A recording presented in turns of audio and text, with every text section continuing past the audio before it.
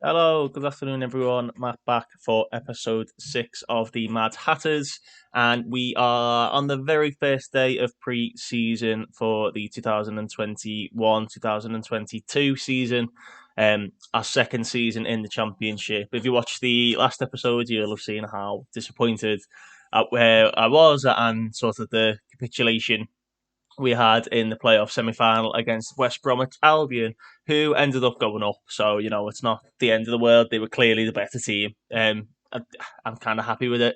You can see in terms of those who have come down, Norwich were relegated along with Watford and Brentford. Oddly enough, I might start looking at some relegation release clauses then, particularly with like Brentford. Um, you can see we titled this Making Moves. We did speak in the last video about how transfers were going to impact the saves season upon season, particularly when we're trying to consolidate in the Championship and improve the squad.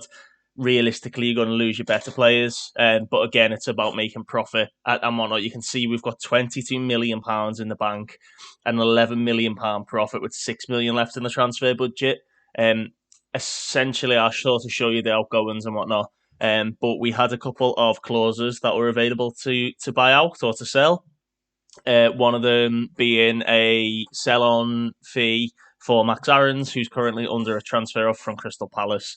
They had a 10%, or we had a 10% sell-on clause. They were only bidding 20 million. We could sell it on for 4.5 million. So that went, and there was also another one including James Justin, and we got another 2 million off that. So we used that, but we also did lose some players too. You can see the only sort of big name for actual money is Simon Sluga. He went to the Euros with Croatia, had done very very well in the competition, and he was wanted by Stade Rennais. Again, we wanted 10 million. We set the asking price at 10 million. No one was willing to pay that, so we managed to get 6 million up front with £7 million in add-ons, and we're bargain basement shopping basically. Again, this is how we do it. We're looking. We've got one scout now who's purely looking at the Premier League 2, Divisions 1 and 2, whether that be an older player who's maybe not getting game time. There was one such guy at Southampton who was doing very, very well.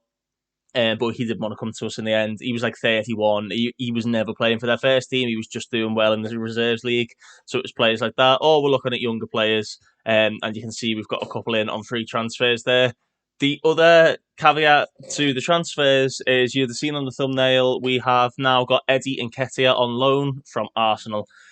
Arsenal are our senior affiliate, and I see Nketiah on the transfer, well, on the loan list. We've got to pay him 15.5 grand a week, but we can afford to do so because of the move around and budgets and the millions of pounds we've been getting for certain players. I couldn't say no. I really wanted like Butterworth and whatnot, but I think in terms of pushing on this season and getting to the next level, I mean, we got to the playoffs probably quite luckily. I mean, we did score a lot of goals. So we've now got a higher quality striker who's very, very fast, basically one of the wonder kids of the game. To get him in on loan for an entire season, I think it is very, very good business.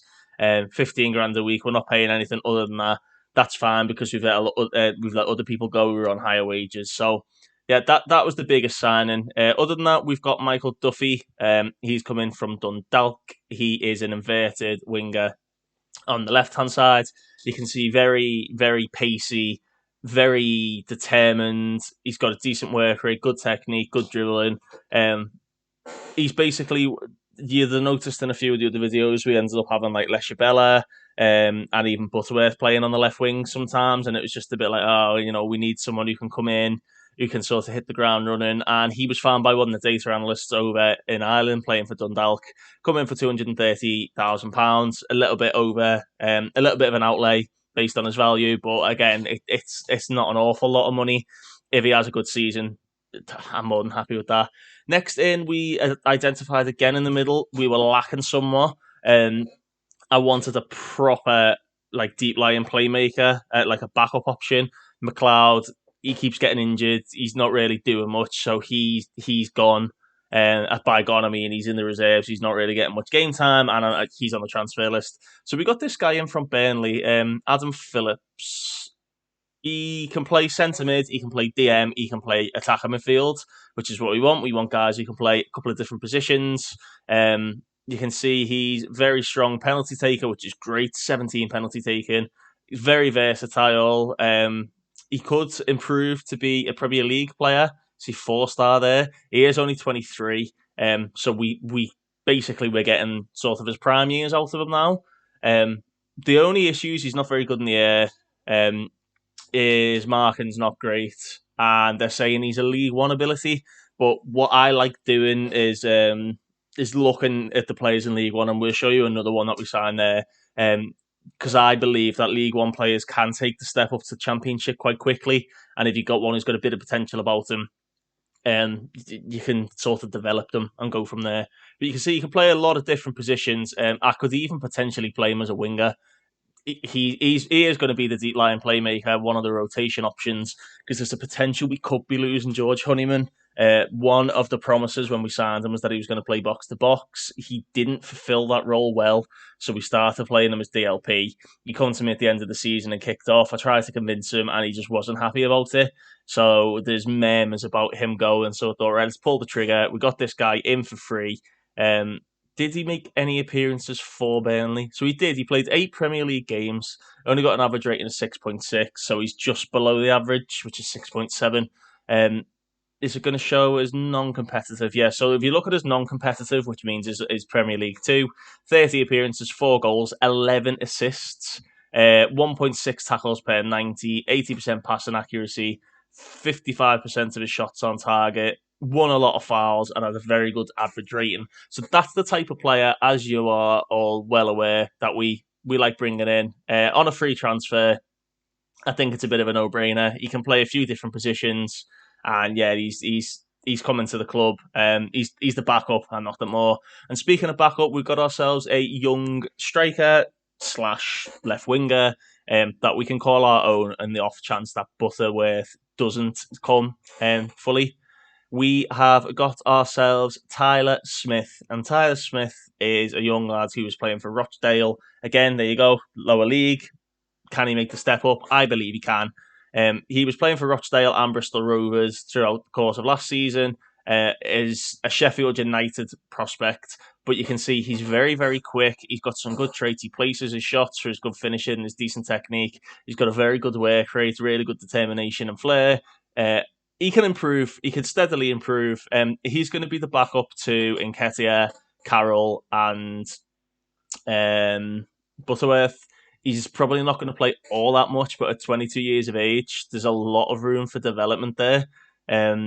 Again, we've got him training as a complete forward. We'll just see how he gets on for a little bit. Again, if we look at his non-competitive stats, so his under 23 stats, he made 26 appearances, 8 goals, 4 assists before. Well, he'd spent a couple of seasons on loan beforehand, but yeah. So that was in his Premier League too. Sheffield United's academy is quite highly rated. So although Sheffield United were in the Championship, he was not. He was playing for the under-23s Premier League level. Very good player, young English lad. Has he been capped? He's not been capped. I think again for the transfer layoff, offlay, whatever you want to call it, for what he's cost. He's a free transfer.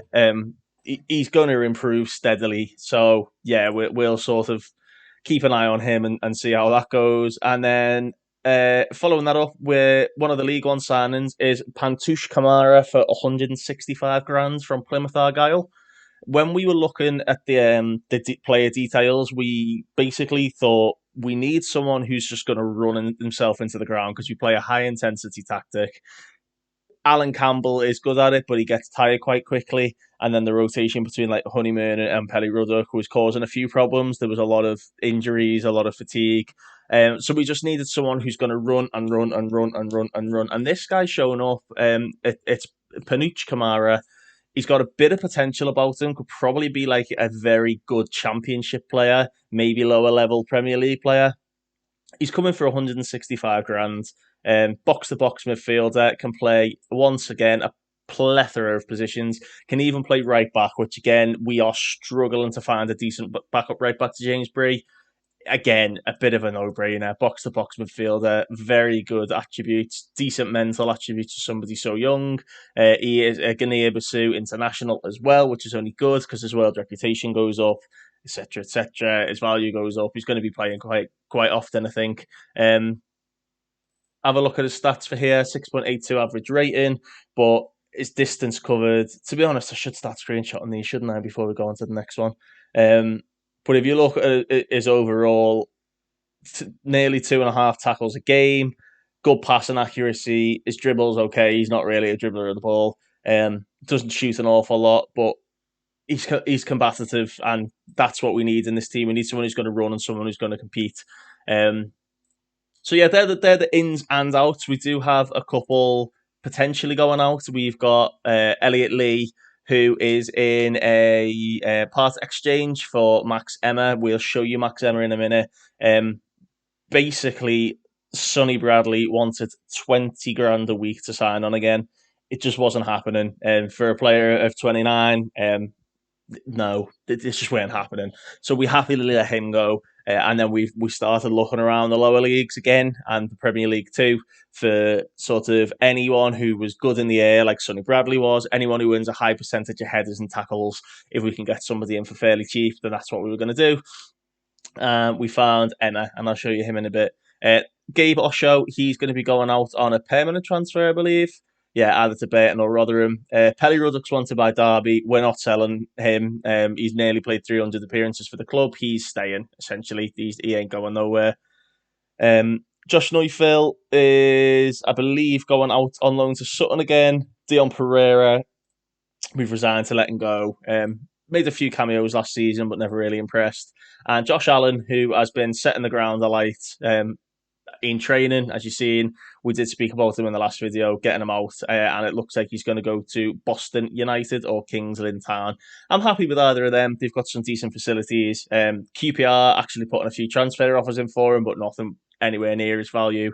And then here we go. Here are the ins. We've addressed a couple of different positions. We thought left back wise we were going to be getting this guy in from Brighton on a free transfer, James Furlong. Again, if we look at his stats, he was found by the data analysts. I think his magnifying glass was only like 19 in terms of what to do and what to get him. But if you actually have a look at his overall stats, he got a lot of assists. And a fairly decent average rating, above average for a 19-year-old. I thought, yeah, decent, we'll get him in on a free.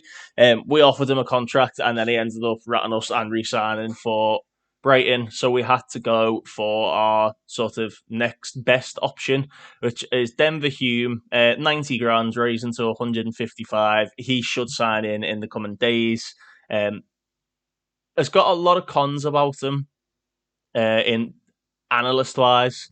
They're saying the biggest thing is his lack of determination and he won't fit in the dressing room. He is only 22. When's his birthday? August. We've basically got a month to chew through him. But I think he's only going to be back up to Amari Bell. He probably won't play all that often, so I thought 90 grand. He's got a bit about him. 22 years of age. Could still potentially develop even with the determination not being great. You can see he performed well for Sunderland's under-23s too.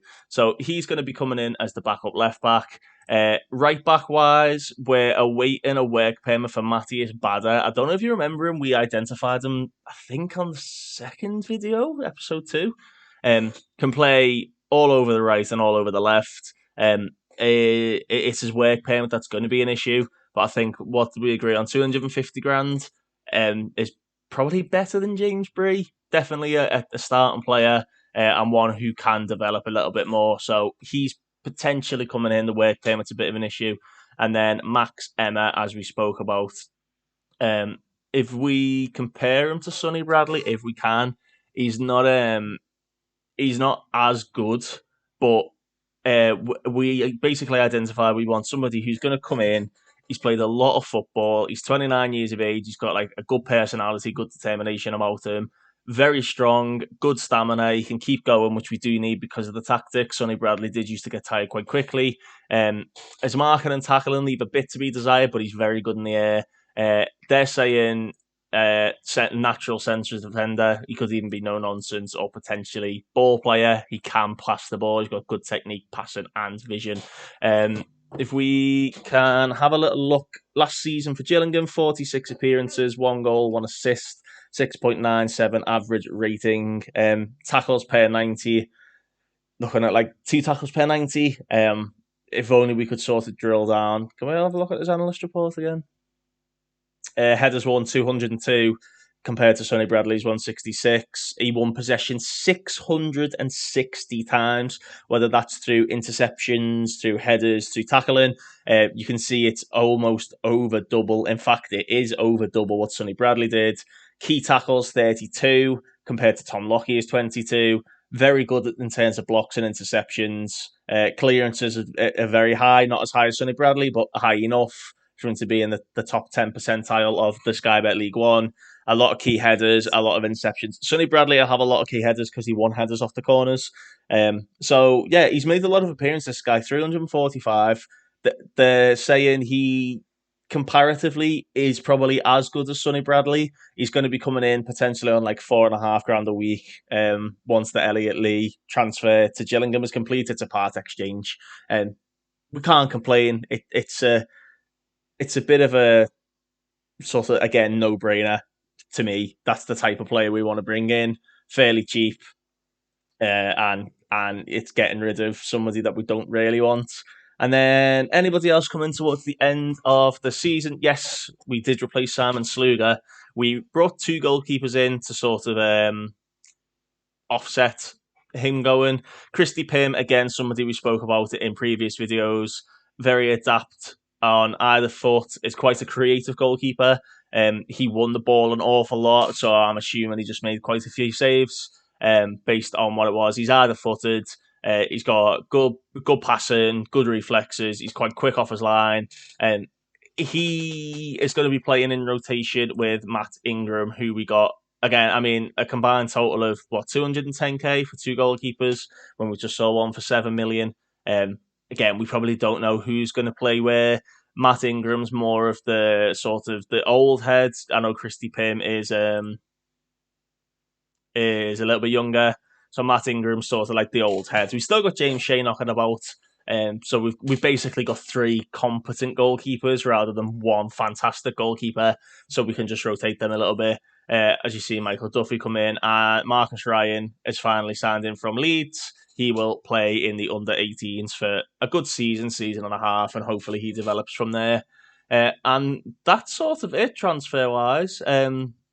We don't really have an awful lot more to update on that. We do lack a bit of depth. If I just look at the team report and the squad depth, they're saying Ngongbo is actually the best centre-back. Osasowi is going to be the starter. So in terms of like the actual team, you can see they're saying James Shea, or Mick Hartford seems to think James Shea is the better goalkeeper. He's very experienced. He has played a lot of times for Luton Town before. He probably will start, but realistically, we'd rather have Christy Pym because of his because of the way he plays, and in fact being either footed, and we play around from the back a lot. James Bree starting right back, Lockyer and Otasowe going to be the starting centre backs, and Ngongbo is going to be the first backup centre back. Again, I'm very excited about him. I think he's going to develop very, very quickly, playing a lot of games. Again, only at 18. He's not getting loaned out. There's a few teams that want him on loan. He's staying. He's going to be the backup. Left back wise, we do still only have Amari Bell who can play there at the moment. So hopefully Denver Hume comes in. Obviously, we've spoken when we signed Rico Akwe that he can play a couple of different positions, left back being one of them. Do I think he can play there competently? I mean, they're saying he's decent enough. His tackling lets him down a little bit, so I'm inclined to say no. But it's nice to know that there's an option there if we do have to play him. Defensive midfielders, again, George Honeyman for me is the starter. Could potentially be leaving.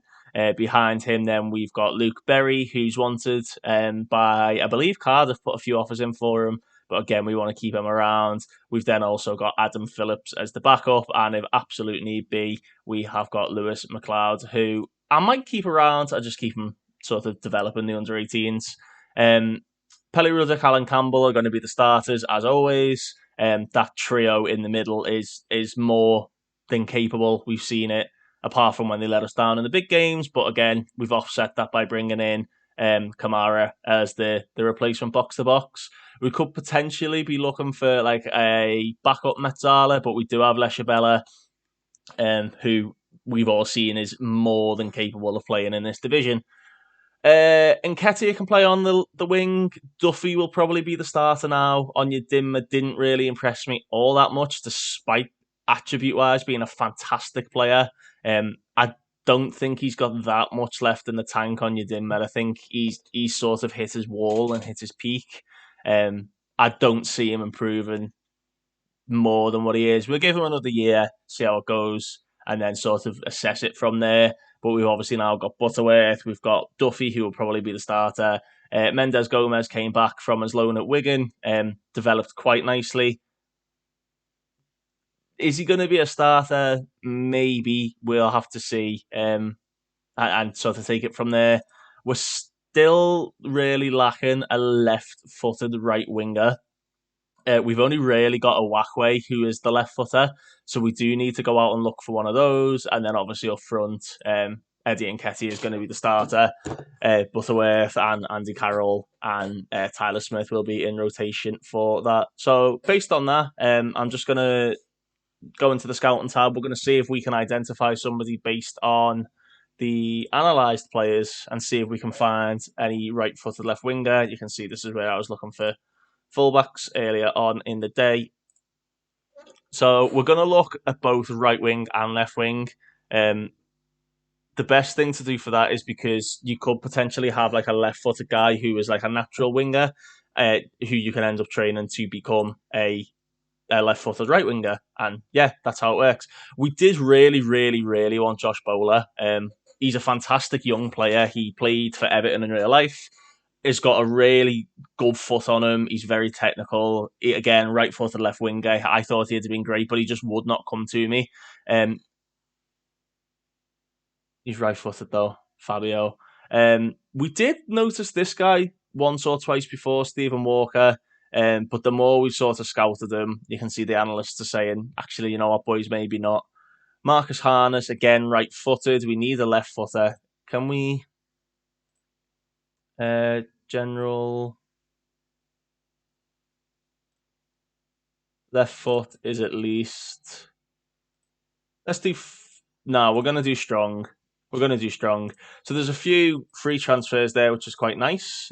James Mclean actually popped up a fair bit when we were looking at like players who can play in various different positions.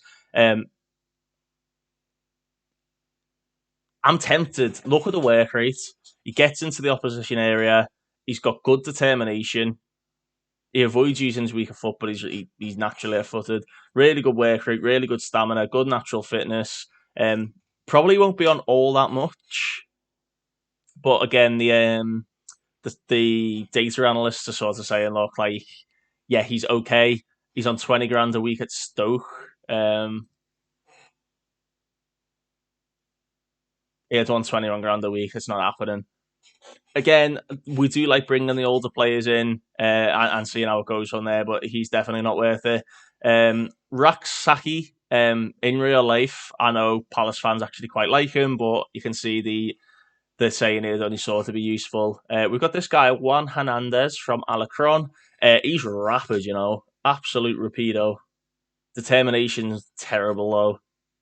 And at 26 means he's probably not going to develop all that much. We've also got Rob Apter, who the saying is useful. He's okay. He's only 18 years of age. He's either footed, again, fairly fast, decent determination. 10 clear-cut chances created in the Development League last season, and 36% of his shots on target. We're going to ignore the negatives. Got a fairly decent bit of potential about him.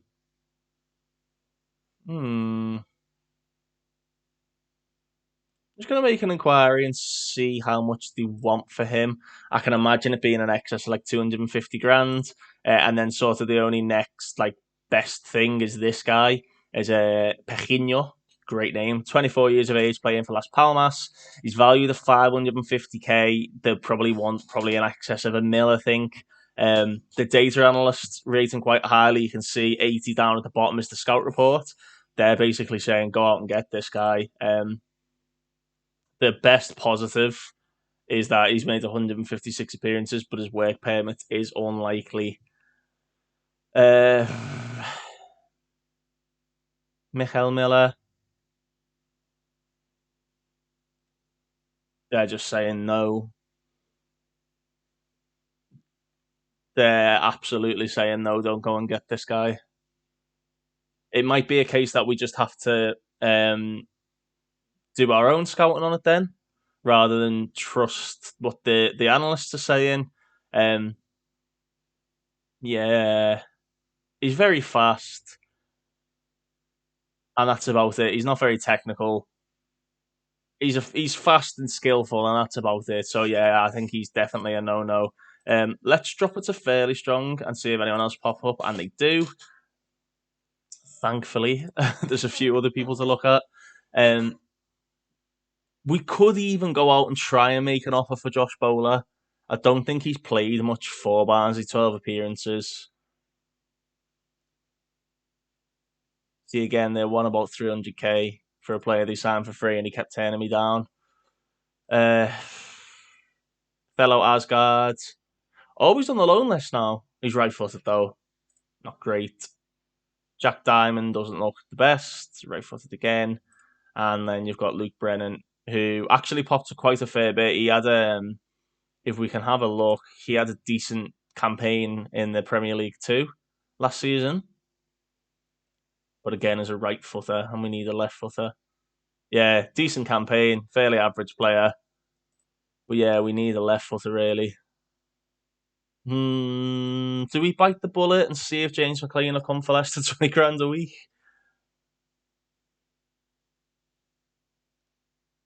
How much were they chatting? 120 grand.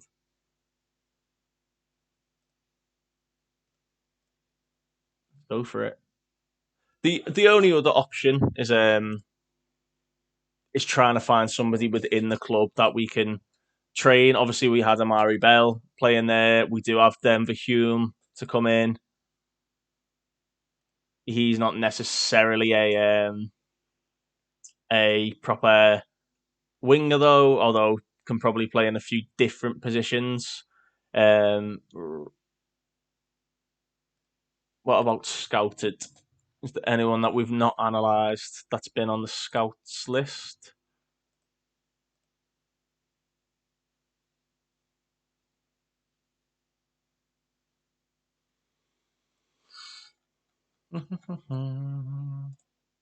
This was the guy who was at Swansea, wasn't it? Jordan Garrick, Jamaican guy. He's rapid again, very strong, but again, a right footer. We need a left footer.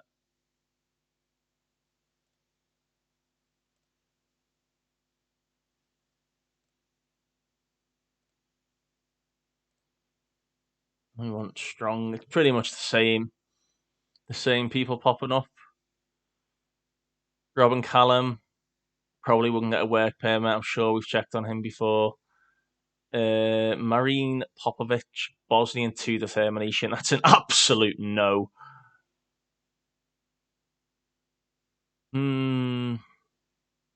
Frustrating. It's frustrating because I feel like we're in a good position. It's just one or two positions that we're lacking, and this being one of them.